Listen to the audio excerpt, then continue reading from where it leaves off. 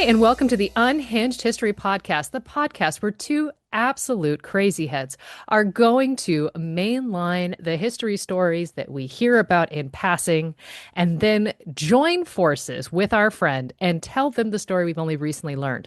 I'm host one, I'm Theresa, and that is host two. I'm Angie.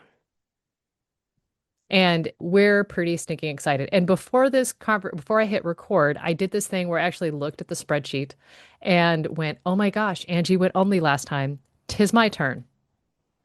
Tis my turn. So I think my first two sources are going to crack you up just from where they are, because you're going to be like, "Of course. Are you ready?" Is it the National Park Service? That's number two.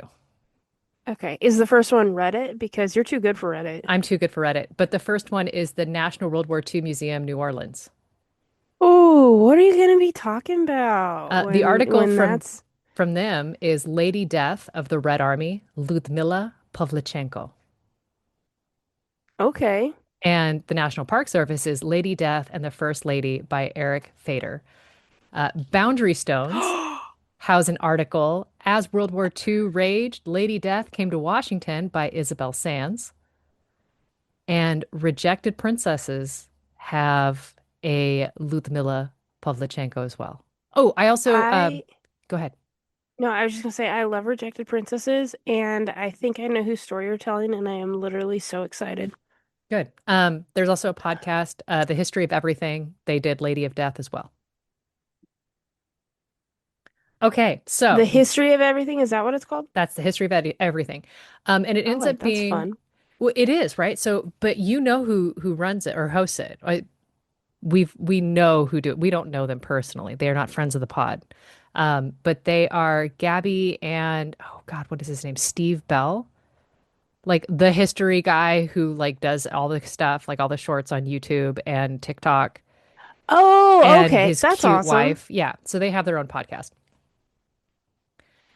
Okay, so Lyudmila Pavlichenko. She's born 1916 in Belaya, Zherkov, and this is a Ukrainian city that's pretty large, and it's south of Kiev. Now, as a child, she describes herself as a tomboy, and I love everything about her because she enjoyed being competitive in various activities. She's especially ambitious against boys. Good for her. And her greatest joy in life is proving that girls can be just as good, if not better, We can do everything you can do better and backwards. in heels. Mm-hmm.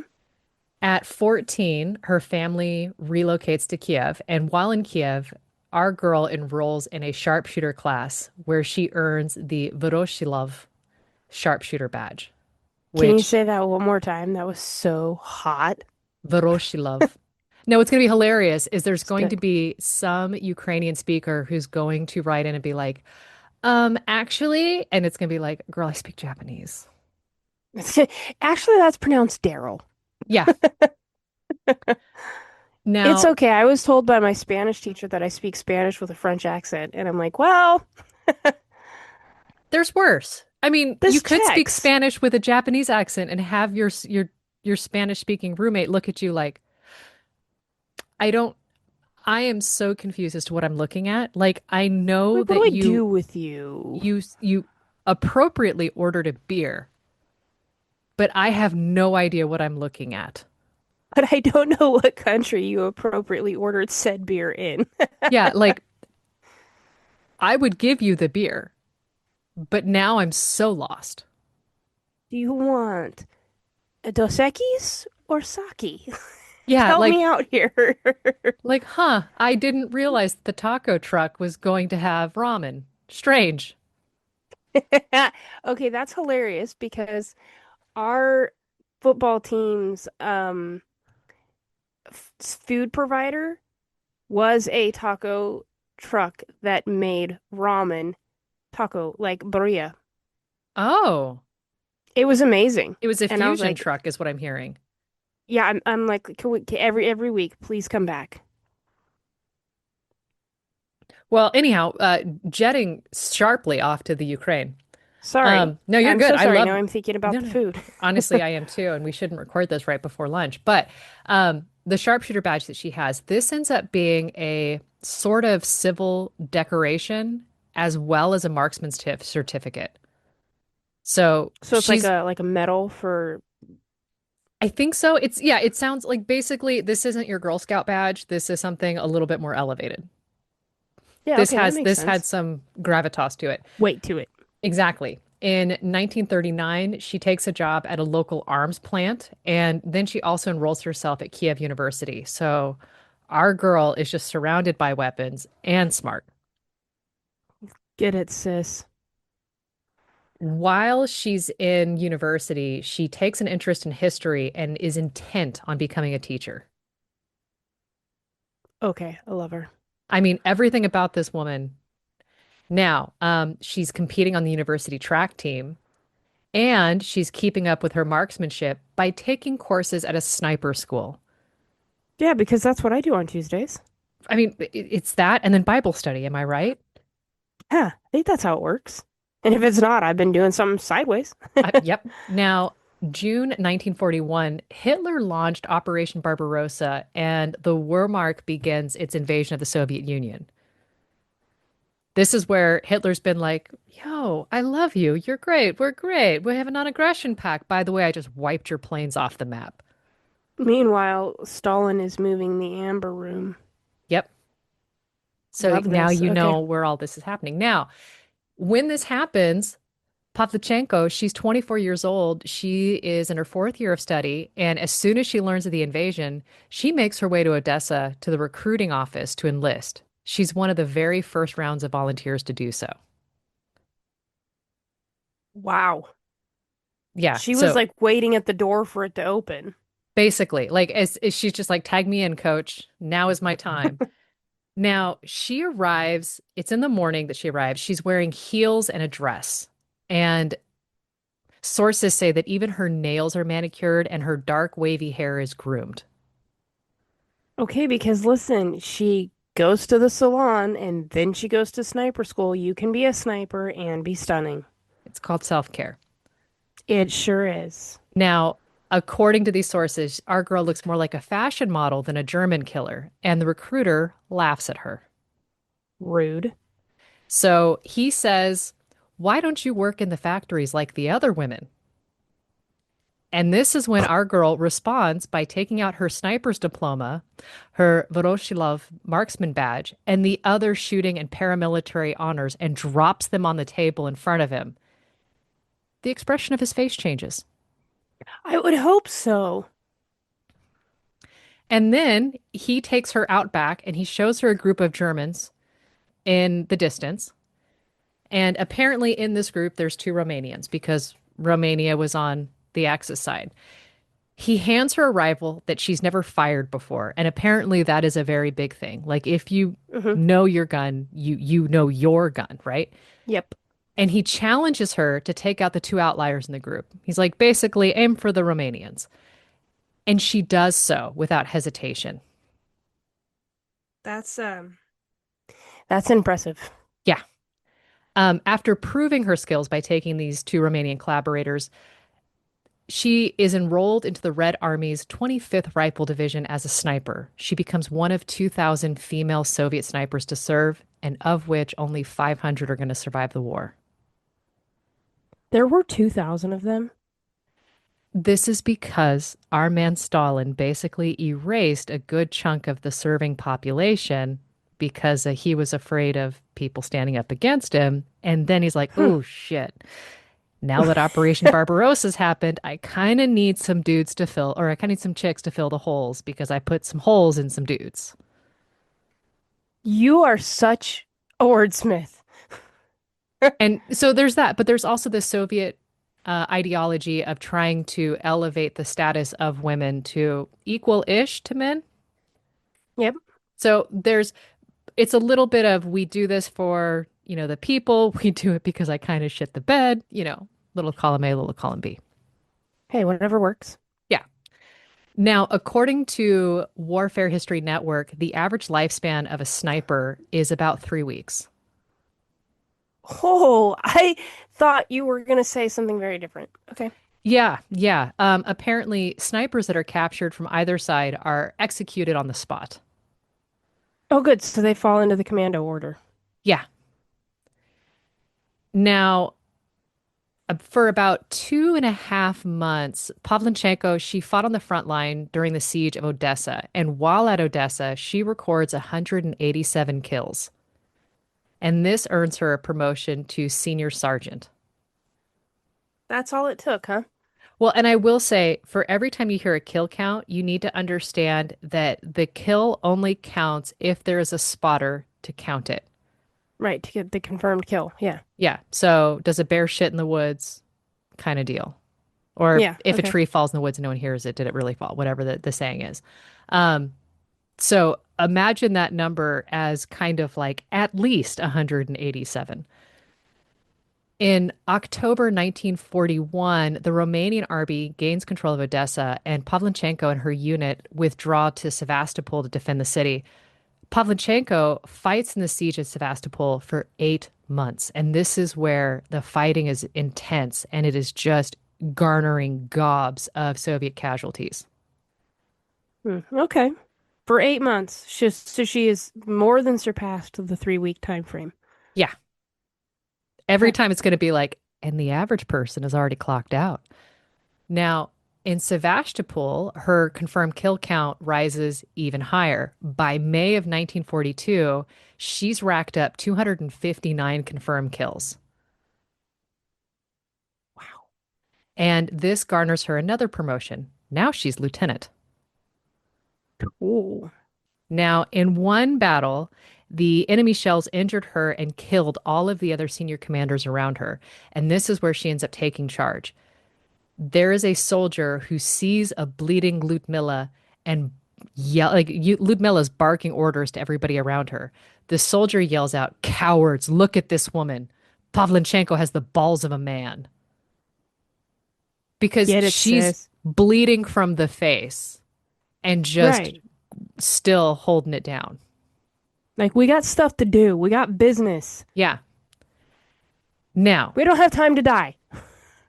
Pavlichenko's kill count keeps rising ever higher, and as it does, the mission danger of her assignments also climbs. This includes counter sniping or engaging in duels with enemy snipers. Okay, that's awesome. Yeah. Now, That's like a war game I'd like to play. I don't know if I would because Pavlichenko, she wins every duel that she fights, including one that lasts 3 days. Now, Which here's is why I said a war game. I don't want to actually do it. okay, fair. Because for her to win, she lays absolutely still without moving for 3 days. When she goes to the restroom, she doesn't adjust. She goes and lays in it. I would just hold it. And I mean, for 3 days, I think you can only do so much. That's true.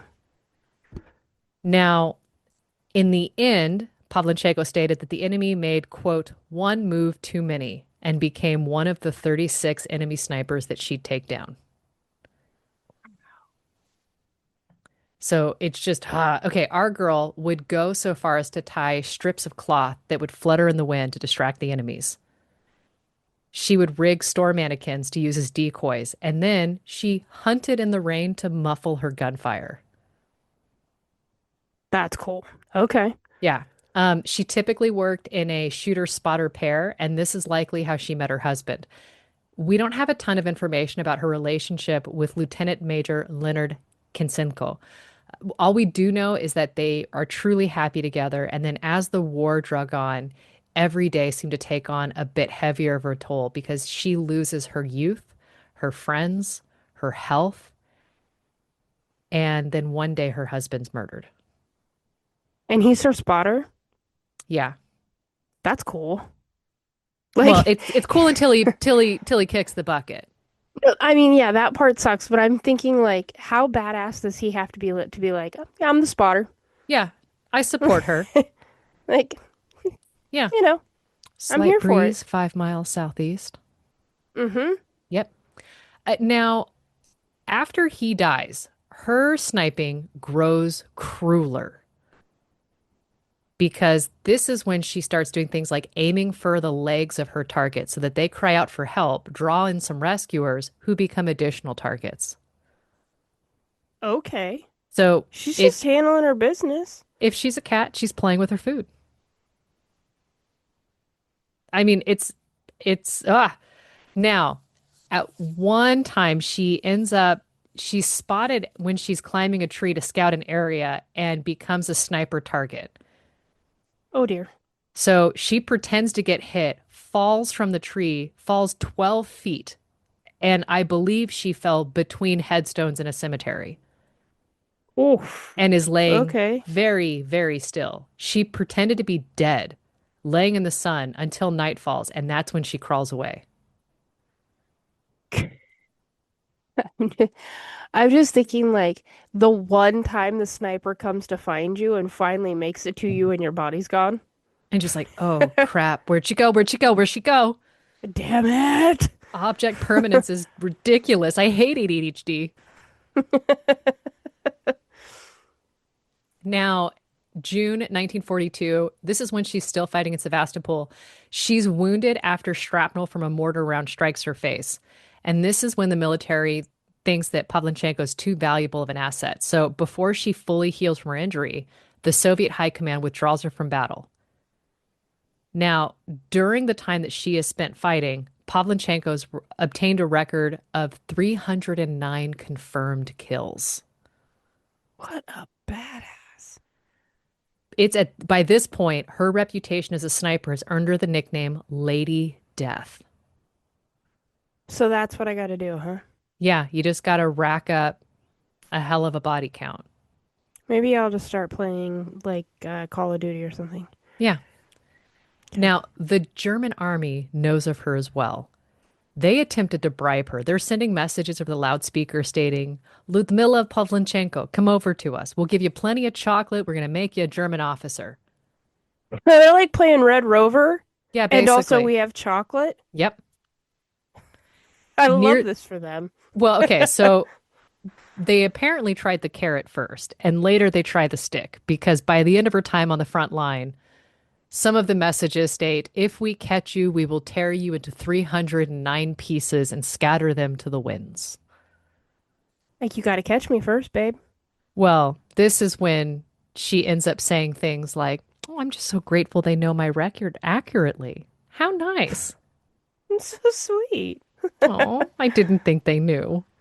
They've been paying attention after all. Now, after she fully recovers from her injuries, she's not sent back to the front lines. She's sent back, the Soviet command, they give her a new role, propaganda. That works. So, 1942, she's sent to North America at the behest of the Soviet Union to drum up support for the Allies to open up a second front against Nazi Germany. Okay. So, she becomes the first Soviet citizen to be received by a U.S. president. That's cool. I didn't realize she was the first. Yeah. That's super cool. Franklin Roosevelt welcomes her to the White House. And it's at this point the Soviets suffering some heavy casualty. Stalin really needs to divide the Axis powers' attention and to open up that second front. And this hoping that because the German forces, they are swiftly conquering Eastern Europe and they're moving deeper into Soviet territory. Okay. Now, at the White House, she meets First Lady Eleanor Roosevelt, and the two of them become lifelong friends. I mean, I would too. Yeah. The First Lady Tell me a then, bedtime story. I mean, okay, so what were you thinking about as you laid there between the two headstones? I have to know for visual, what color were your nails? It's funny you say that. Hold that thought. Hold that thought.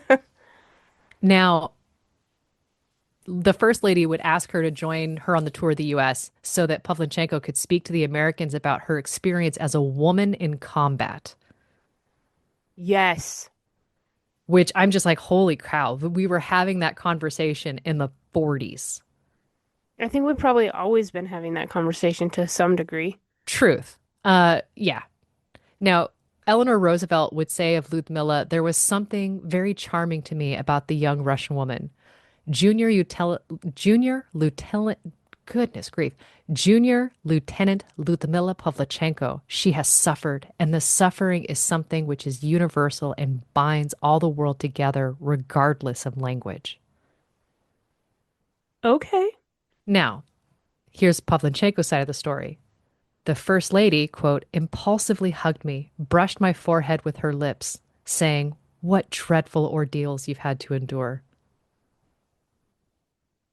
Like, I love knowing both sides. Like, what were your first impressions of her? It's like, she was I way hugged too her. familiar with me. She said nice things, but she kissed my forehead. Kissed me.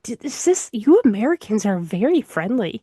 Yeah, like overly familiar. Like, it's not bad, but it puts a girl on her back foot. What do I do here? Now, here's something to really think about.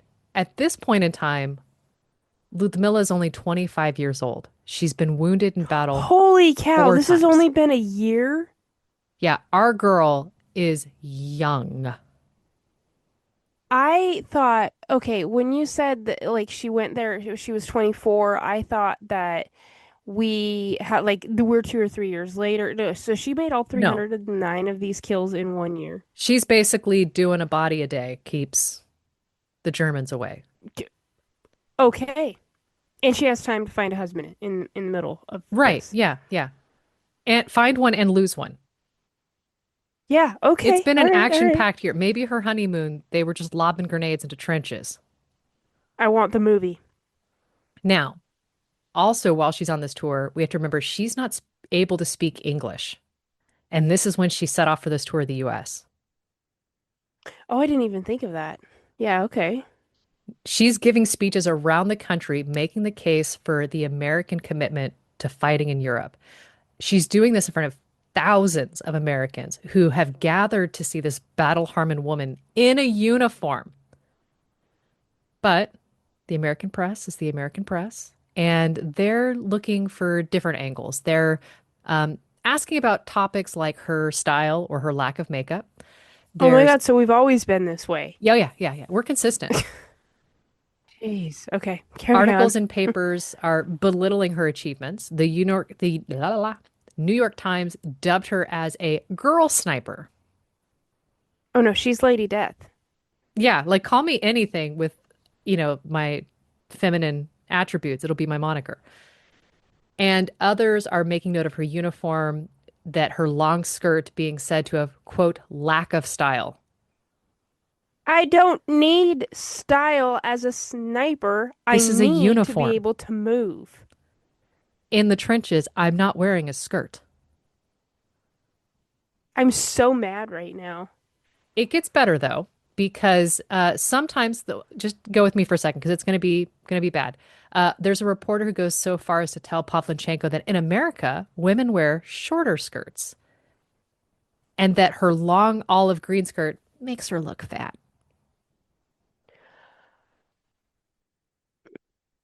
Again, Yeah, but this is when she'd ask a reporter, does this rifle make me look fat? you know, I seem to lose weight when their pink mist is in the air. Weird. Another reporter asks if women are allowed to wear makeup on the front lines. And Pavlichenko, she fires back, stating there's no rules against it, but question, quote, who had time to think of her shiny nose when there's a battle going on? I love her so much. She's got a clapback coming up that is even better because these are happening every time she speaks, or seemingly every time she speaks. When she's giving a speech in Chicago, she states, gentlemen, I am 25 years old and I have 309, or sorry, and I have killed 309 fascist occupants by now. Don't you think, gentlemen, that you have been hiding behind my back for too long? Oh, I love her so much. Boys, get it together. Yeah, like this skirt that's too long, y'all are spending too much time hiding behind it. Maybe that's why it's so long, so you can all fit back there. Now, when she says this, she's met by an applause and a huge uproar of support. As she should be. Yep. as she's speaking, she's talking about the lack of racial segregation within the Red Army and gender equality, which makes quite an impression on American singer Woody Guthrie, who would write a song about her titled Miss Pavlichenko. Wait, so she's taught. I'm sorry, I need you to rewind for a second. Yeah, She yeah. is talking about the lack of racial segregation Hmm. in the The Red Russian Army. army. Yeah. And how there's gender equality. They're not putting up with racism. They're not putting up with sexism. That's my mind is blown. Now, I'm sure they are dealing with it, but to a lesser extent. It's not America, right? Like Yeah. it's I'm thinking of my I'm going to pronounce her name wrong, but my Maria Brukanova. Hmm. Um And I was thinking about her as you were doing this. Now, for those of us playing at home, let's actually look up she was. Maria Bakareva and the Women's Battalion of Death. That was episode 106. Victoria's wow. grandbabies are clones. They are They are clones. Um, yeah, so she's just throwing down bars every time she goes to speak. good for her. We don't Now, have time for your petty BS. We are yep, working. Get away from my skirt. yep. Don't worry about my lipstick shade because I'm too busy painting the town red. Literally. Quite literally. Thank you so much. I do want to come up or tell you a couple lines of the song Miss Pavlichenko by Woody Guthrie because they are incredible. It's Mrs. Pavlichenko's well known to fame. Russia's your country, fighting's your game. The whole world will always love you for all time to come. 300 Nazis fell by your gun. It, I love it. I'm here for it. Yeah. And to know that that was That's just a awesome. radio jam.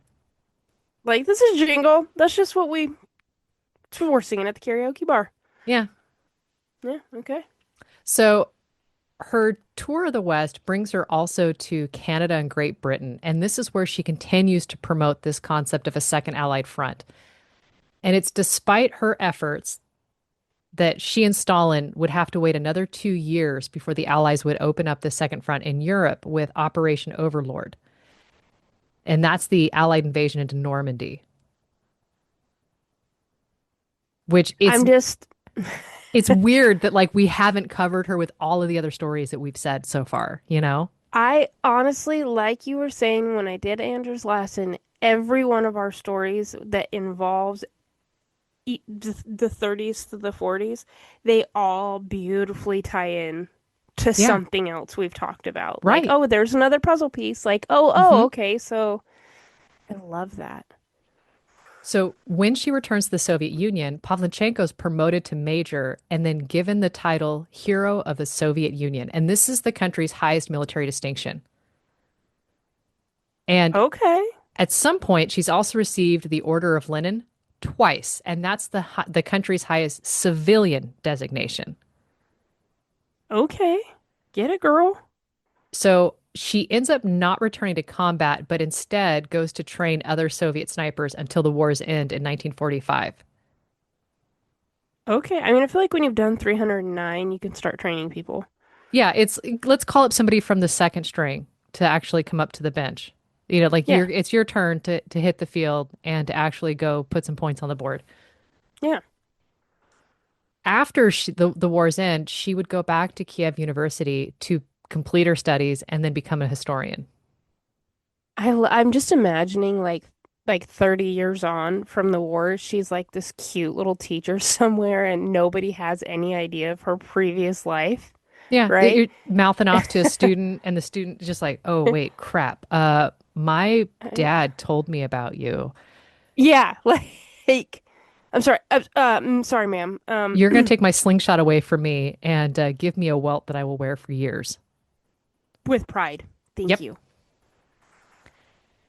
In 1957, this is 15 years after her tour of the United States, Eleanor Roosevelt even finds herself visiting Moscow.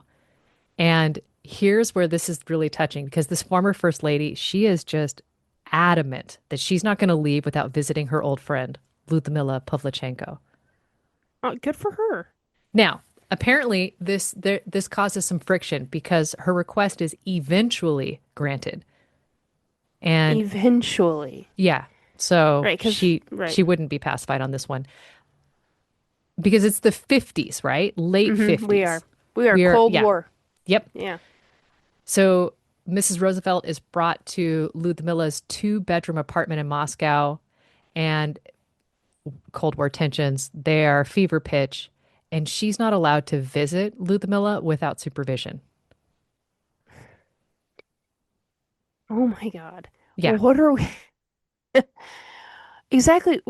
These two ladies aren't going to start a war in the living room. not necessarily, but the handler said that, or it said that while the handlers, sat by, the two speak with a cool formality, and this is while that's in Pavlichenko's front room. The the somehow there's a little bit of an excuse invented, and the ex-sniper pulls her friend into a bedroom, and once the door is closed, she throws her arms around Eleanor, and then they, seem to be half laughing, half crying. Mm, And Pavlichenko is telling Eleanor how happy she is to see her.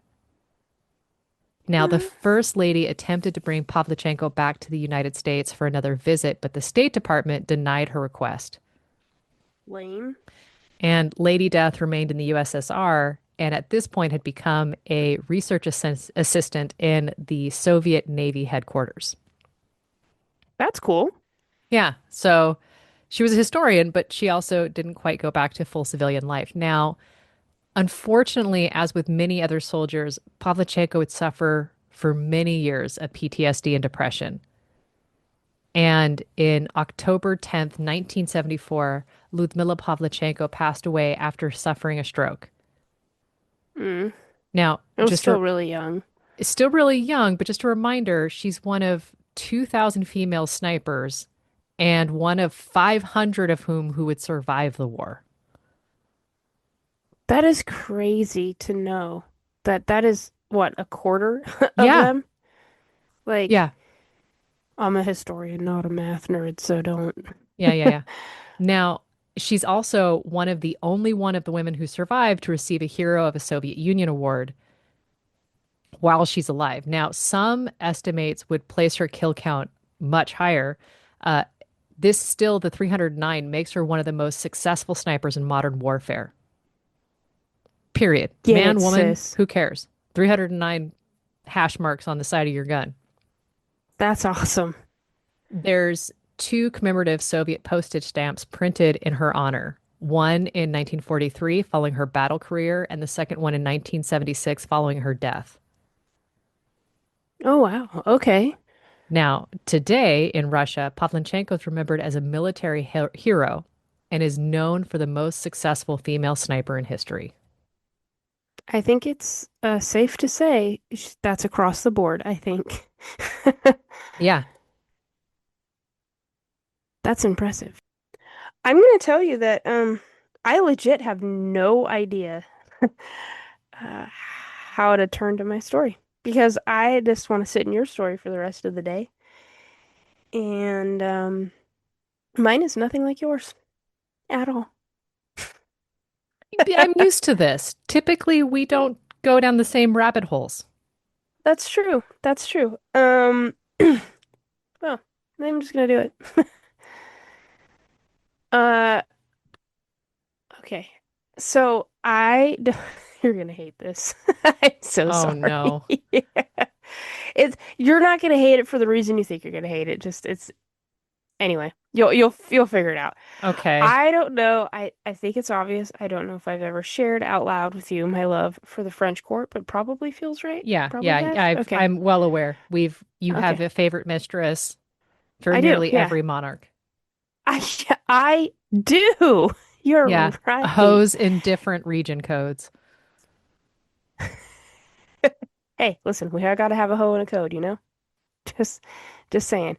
Um, so for me, you know how you see those charts that are like every history girly went through the phase of like loving Egypt, and at the end of the day, it always ends at the Titanic. Like there's like a timeline of eras.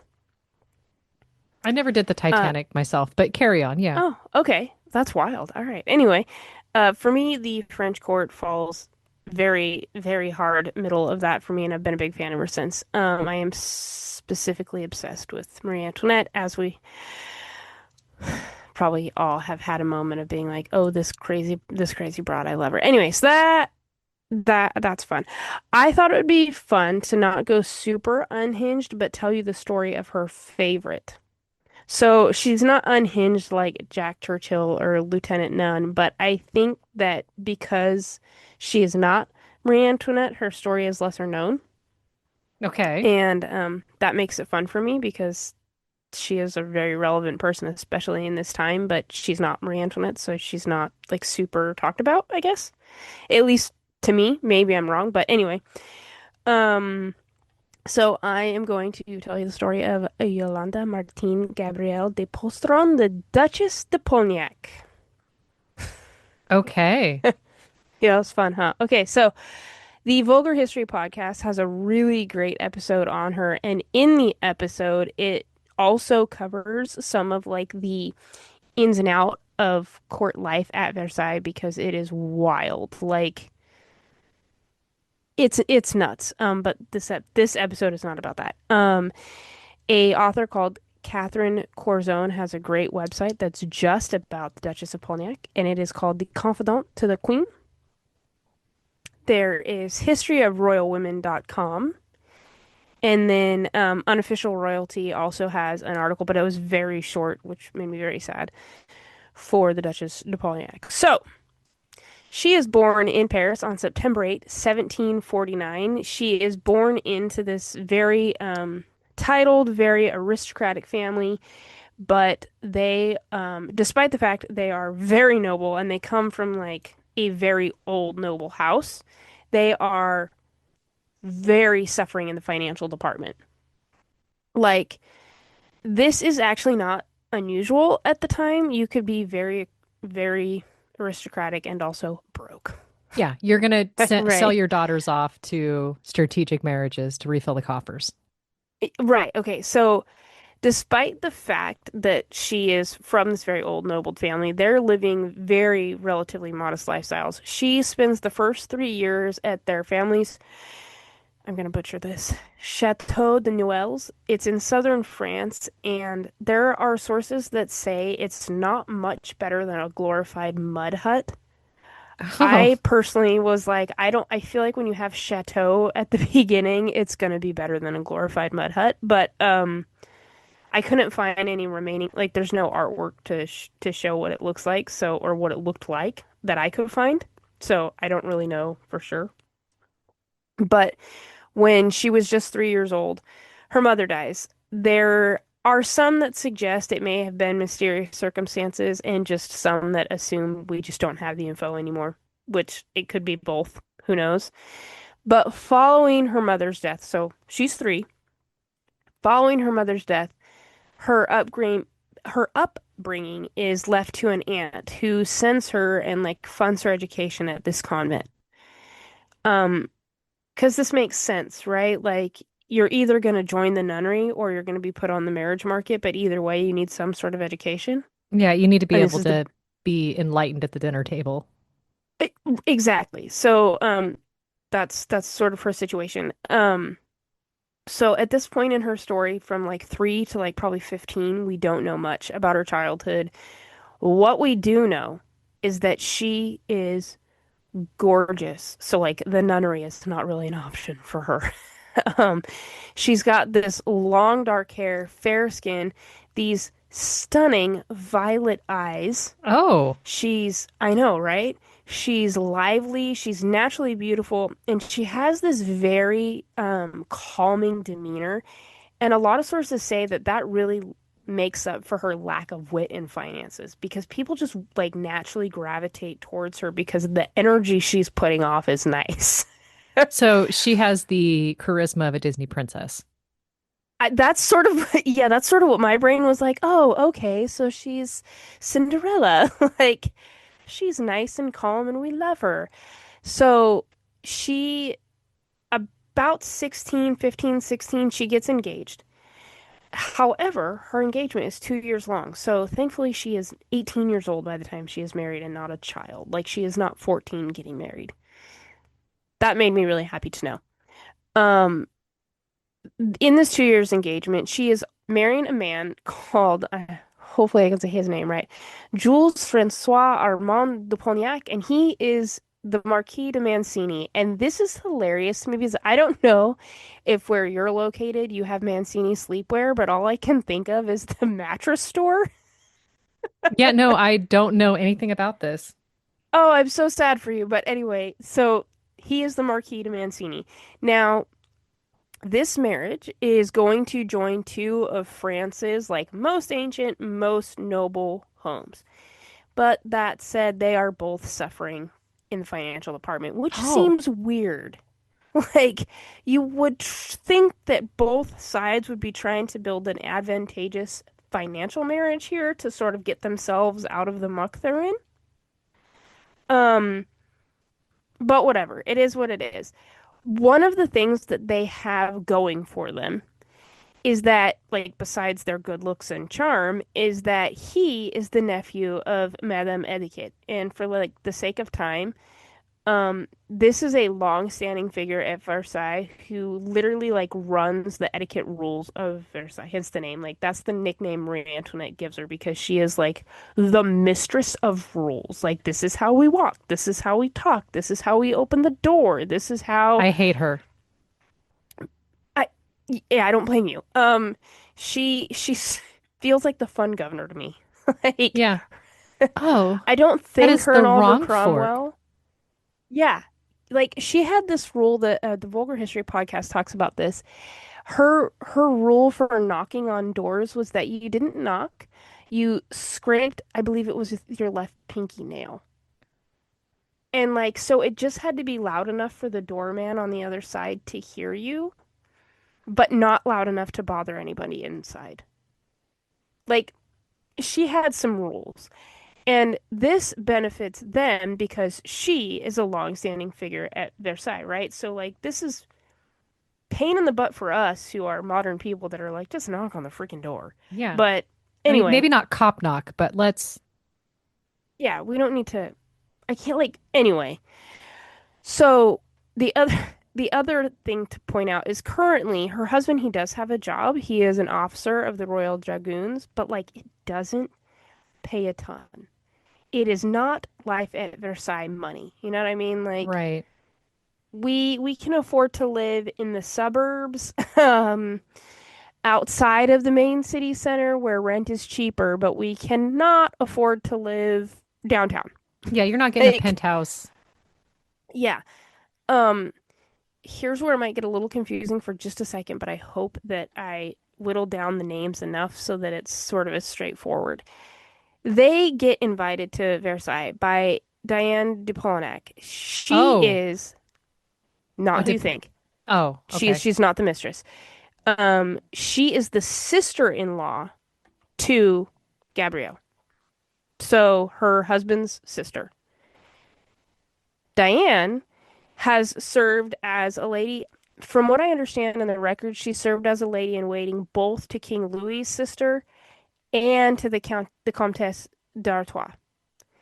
And Artois is King Louis's younger, way more charming, way more handsome brother. Like he's the brother everybody loves. Like he's the guy, right?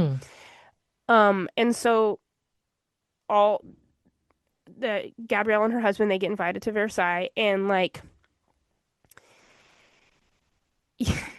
the funny thing is to me, I need to rewind and say this. Diane is doing really, really well at court. And so, because she's doing well at court and because she's female, she is expected to bring her family in with her and like help elevate them. So that's why she invites Gabrielle and Jules to court with her. It's like 1775, and Marie Antoinette's only been queen for like a year. And Gabrielle and her husband, they are formally presented to the king and queen. And Marie Antoinette is like immediately taken by her. The sources say it was this calm, easygoing nature that Marie Antoinette was like, "Oh, thank God." Like, I love you. You're fantastic. It's possible they may have met earlier at the royal wedding in 1770, but it wasn't until this meeting that Marie Antoinette actually was given the chance to like properly be introduced to this young lady. So for like visual context, they are being formally introduced in the Hall of Mirrors, which is gorgeous. And she's gorgeous. And the queen is absolutely dazzled. She thinks she is the most charming, soothing human being she's ever met. She's super unpretentious. She's not looking for power or sway for herself. She's like not ambitious in that way at all, which I find totally amusing because the rest of Versailles is. Like, Sis is just trying to live her life and Yeah. happened to find herself here, right? And I feel like for Marie Antoinette, this is the friend that you could just like wear your ugly sweatpants with and like judge bad TV quietly. Like you don't have to talk to each other. Where it's like, Um, I didn't clean house for you, and that's okay. right, exactly that. And so for her, for Marie Antoinette specifically, like this is a big deal. And I cannot stress this enough because I think it sets a lot of things in motion. Because also King Louis sees this friendship and is like, I will give Marie Antoinette whatever she wants. Whatever we need to have done to make Gabrielle be like a position here will happen because she helps calm my wife. Like Oh, she is I think because right, like when you look at Marie Antoinette in this light, you're seeing this young lady who has been brought from Austria, who had to literally give up everything she knew, including her language, to ingratiate herself into this society, and it's so hoity-toity and so top end everything, and she's just a young lady that's like like I wasn't supposed to be here. And so there's a lot of these things that are very stressful for her. Also, she has yet to produce an heir. So these things are happening. And so I think like emotionally, just for her to have a friend that was unpretentious and didn't need to have any of that sort of pageantry was probably the best thing ever for her. But like I said, this sets things in motion. By this point, by the point that they like meet and they become friends, Gabrielle's about 26 years old and she already has like 4 kids. So I'm like, oh, okay. dang, okay. So So that she's a would help little, root you down to earth as well.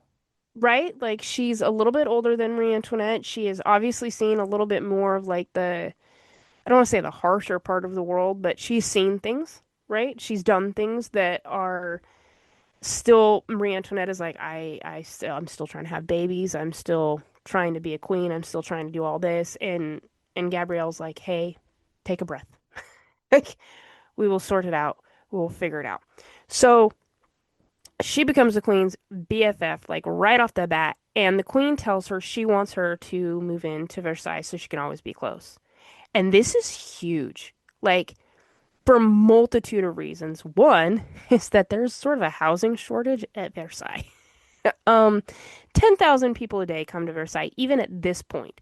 There are nobles like living in the attic just to say they live there. Oh, geez.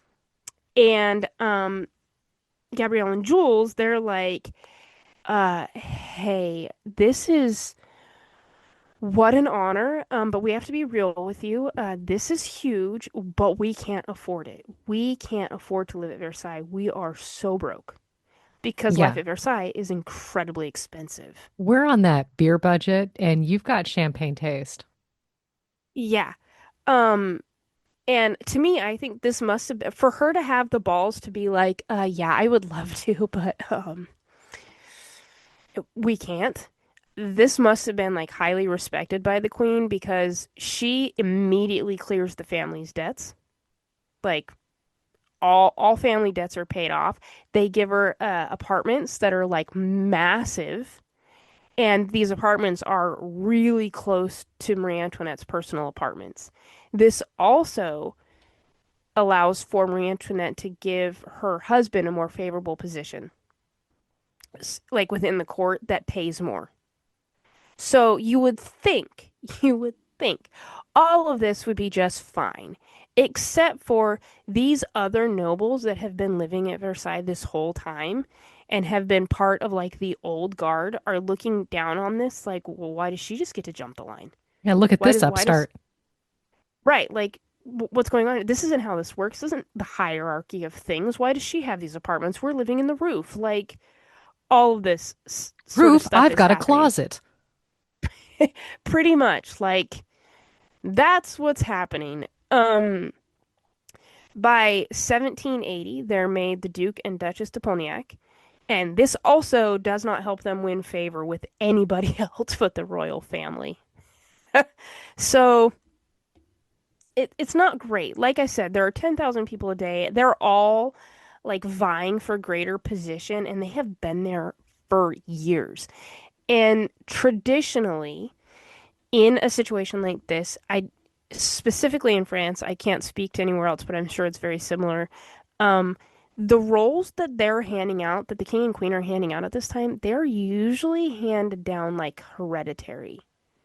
Um, Oh, so if you're like, for example, and I'll get to this later, but like if your grandmother was the children's governess, the likelihood that you will then be is very high because that's just how it's always been.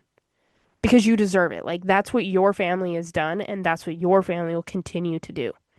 And so Louis and Marie Antoinette are shaking a ton of stuff up because they're not following these hereditary rules. They're like, we're you're actually putting really our bad with children, so we're gonna. yeah, we're like gonna put the people that we actually like in these roles because A, um, we like them. B, they might actually be a little bit more qualified to do the job. And C, we trust them. We don't actually know you. So for the king and queen, they're looking at it from the perspective of like surrounding themselves with a circle of people they trust and that they care for. But for the people on the outside, they're looking in and thinking, oh, well, they're building like this cabal and we're all about to be ousted. All that to say, they're not really popular with anyone outside of the royal family. And then it gets worse because in 1782, Gabrielle is appointed as the governess of the royal children, which does not just mean like she is the nanny to Marie Antoinette's kids. This means that she oversees the children of Versailles, like their day to day, their ins and outs. And it's likely that, first of all, I should say this position is open. It's not, she didn't boot anybody out to put Gabrielle in this position. Um, but she did not put in the position the family that has normally served in this role because they've got some of their own scandal stuff going on in the background. And I think for Marie Antoinette, she's looking at this and going, oh, well, I want my best friend who clearly loves my children to be the person in charge of my children. Right. Yeah, Like, maybe they're too busy with this pedo scandal, so we're just gonna. yeah, I believe this scandal involved some financial stuff, but I didn't get a ton into that backstory because it was just relevant right now for this moment, but not for the whole of the story, you know? But one of the things that happens once she becomes the governess to the royal children is she gets a bigger apartment in Versailles and a cottage at the Queen's Petit Trianon. So, like, other people are again looking out and being like, well, this is BS. Why don't we have a cottage at Petit Trianon, right? Yeah, no But as we kidding. all know, this is what Louis gifts her so she can escape day to day castle life. So, of course, she's going to give her best friend the cute little house next door. Like, sort of makes sense. Yeah. Um, anyway, so all of these like things are happening and one of the asides that I think is really cute because they do spend a lot of time at Petit Trianon. Like Marie Antoinette is at court, like she is doing her daily queenly duties, but then when that's done, she is escaping to her cute little hamlet down the row. And her Gabrielle and the Princess de Lamballe, who is her other like bestie, they're like a trio of best friends. They have these portraits painted by this artist called Elizabeth Viege Lebrun, And they're like these very pastoral, like they're wearing linen dresses with fresh flower hats. And it kind of, even though they're individual portraits, it gives the vibe of like this is what you would do when you want to have like a photo shoot with your best friend. Okay, so it's Like, that glamour, not glamour, glamour portrait. sort of, yeah, but it's very like think whimsy springtime. Like very cute, very fun, absolutely love it. But here's about the point where things do get a little unhinged. If it's not totally obvious, girl here has a lot of influence over Marie Antoinette. And this is a good thing for Marie Antoinette and King Louis, but it is not a good thing for everyone else. And here's part of the problem. Historically, especially in the French court, the king has a mistress. Gotcha. And our boy Louis does not. Now, typically, in the French court, your queen, her job is to have the king's children and host these gala events and be this sort of beautiful thing that sits on the throne next to him, right? But the role of the mistress is a little bit different.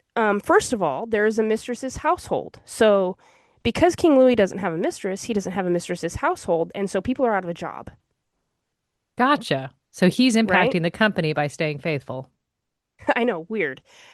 The other side to this is in the past, the mistress has had this role of sort of political figurehead. Like she is setting standards, she's setting fashion, she is got the king's ear in the realm of the kingdom and how it should be run. And if it all goes to hell in a handbasket, you just blame the mistress. The mistress is a scapegoat. Like these mistresses are coming into this role knowing this. So they Gotcha. have to be smart. They have to be great conversationalists. They have to be able to see the world around them and see what's happening. Like, I am imagining DeBerry has spies. You know what I mean? Like, they know what's up so that they can fully inform the king that this is politically what's happening in your country. This is politically what's happening in your court. This is what we need to do. Dot, dot, dot, dot. But King Louis doesn't have that. So, not only is there a ton of people without a job because there's no mistress's household, um, the people of France are looking for a scapegoat. So that becomes Marie Antoinette and the Duchess de Polignac because if the king doesn't have a favorite, the queen does. So Ah, they start to print all of this. Oh, how do I want to put this? Because they're looking for propaganda? someone to blame and because they're in the situation they're in, they start putting all this propaganda that is often very graphic and very pornographic. They're pamphlets, they're called labels, and they show Gabrielle and the queen in some very intimate loving embraces. And so gossip starts spreading that they are obviously lesbian lovers. Now, here's the thing. People know they're not. But people are looking for a scapegoat, and propaganda works like it does its job. And people are like trying to blame, like we can't, we have to hate somebody, and they need a crime, and so this is obviously the crime. Like they're lesbian lovers, and the queen's not being faithful to the king, and that's not okay. But it's totally okay for the king to have a mistress, Yeah, which because of secession, but there's not going to be a secession issue if both are women. But right. issue. So there's like anyway, I love propaganda. Propaganda was something I studied a lot in my lower college years, and in this particular case, it really works. Like the propaganda is gnarly, and it really paints Marie Antoinette in this very like lustful and debaucherous way when like she is literally just trying to survive. Like I am a Marie Antoinette apologist here, and I know that through and through, but this propaganda was gnarly. Like I don't need to be an apologist to point that out. So anyway, um, there is this like understanding that while Louis was faithful, it is possible Marie may not have been completely faithful, but there's no definitive proof. And it was not with Gabrielle. She had a I can't think of I didn't put his name in my notes, but he was like one of the captain of the guards sort of military men. Um, but anyway, what we do know is that more than likely, Gabrielle wasn't entirely faithful to her husband and has an affair with this rather rakish dude that Marie Antoinette is not super fond of. His name, because it's so fun to say, is Joseph Hyacinthe Francois de Paul de Regan, Comte de Vaudeville, and he is the captain of the Royal Guard. Okay, sorry. So, Hyacinth? I have a hard yeah, time finding somebody attractive if they have a rather flowery name that sounds like it is the potpourri scent yeah. that is, But also, yeah. like, this is France, and everybody has that flowery sounding name, right? Um, But Marie Antoinette is not fond of him. Like she is not about this guy. I don't know that there's ever exactly an argument between her and Gabrielle, but there is some rumors that are being spread that Gabrielle's youngest child is actually the captain of the guards. And as these rumors are being spread, the royal family completely dismiss them. They're like, absolutely not. That's no. She's perfect. She would never, that sort of thing. But for whatever reason, and maybe it is because the queen didn't like her girl's beau, the girls sort of they get a little distance. But regardless of distance or space, Gabrielle remains like this fierce protector of the queen and her inner circle. But in like 1785, Gabrielle takes a trip to England. I'm wondering if it's because like just to clear this whole like scandal Yeah. sort of thing. She takes a trip to England, and while she is there, she meets another power player in the world of history and fashion, Georgiana, the Duchess of Devonshire, which I think is so freaking cool and didn't realize they lived at the same time.